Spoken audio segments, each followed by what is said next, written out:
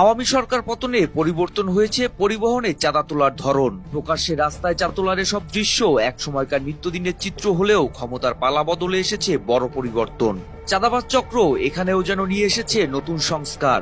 আওয়ামী আমলের পরিবহন চাঁদাবাজদের একটি অংশ স্থানীয় রাজনীতিবিদদের যোগসাজশে পরিবহন মালিক সমিতির নামে এখন ক্যাশ কাউন্টার বানিয়ে টোলের মতোই আদায় করছে চাঁদা। রাজধানীতে চলাচল করে এমন একটি পরিবহনকে অনুসরণ করতেই আরটিভির অনুসন্ধানে উঠে এসেছে চাঁদা তোলার নতুন দৃশ্য। আমাদের হাতে আসা তথ্য বলছে, রাজধানীর প্রতিটি বাস থেকেই নিয়মিত চাঁদা তুলছে পতিত সরকারের লোকজনকে সঙ্গে নিয়ে নব্য কিছু চাঁদাবাজ। সে খোঁজে মদনপুর আব্দুল্লাহপুর রুটে চলাচলকারী আসমানি পরিবহনের মদনপুর বাস ডিপোতে আরটিভি।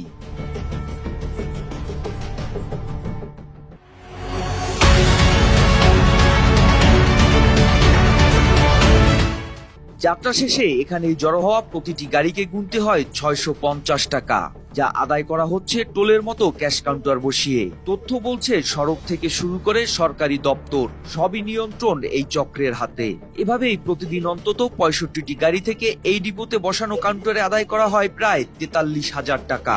বিপরীত ডিপো আব্দুল্লাহপুরেরও একই চিত্র।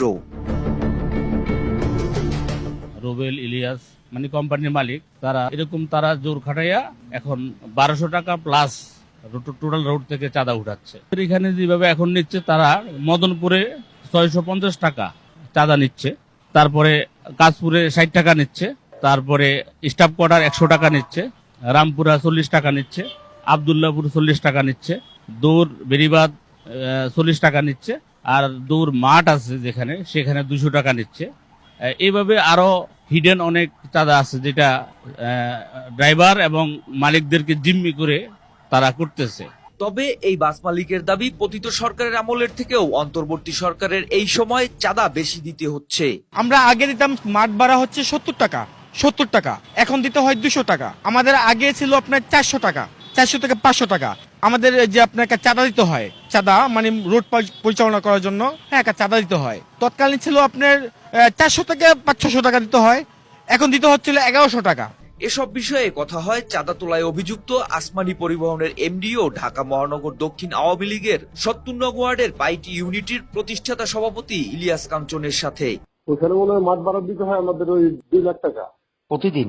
না, প্রতিদিন না, তাহলে মাসে 2 লাখ। সরকারি আর কি কোম্পানি থেকে ইজারা আনছে কিনা, আমরা তো সরকারি ভাই হিসেবে ব্যবহার করতে পারি না, আমরা তো মাঠ ভাড়া দিতে হয়। তো কত করে নেন গাড়ি প্রতি? গাড়ি প্রতি ওইখান থেকে ১৫০ টাকা নেওয়া হয়। দর্শক, কতগুলো ১০০ টাকার নোটে ১৫০ টাকা হয়? সেই প্রশ্নের উত্তর মিলবে এই দৃশ্যে। তবে কথিত জমি মালিক আমিরের নিয়োজিত চাঁদা কালেক্টর বাদশা জানালেন, তারা নাকি শুধু ২০০ টাকার ভাগ পান। পুলিশ সহ বাকি টাকার তথ্য আসমানি পরিবহনের এমডি জানেন।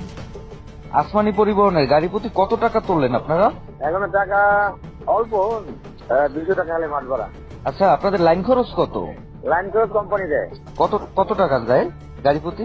এমডি চেয়ারম্যান জানে যে লাইন খরচ যে রাস্তায় পুলিশ বিট দেয় না, এগুলি পুলিশ বিট এমডি চেয়ারম্যান দেয়। তবে আরেক চাঁদা কালেক্টর আনিস জানান, প্রতিদিন নাকি ৪৫০ টাকা তুলেন তারা। আমাদের কাছ থেকে নেয় ২০০ টাকা, এটা বাদ দিয়ে কোম্পানি নেয় ৪৫০ টাকা।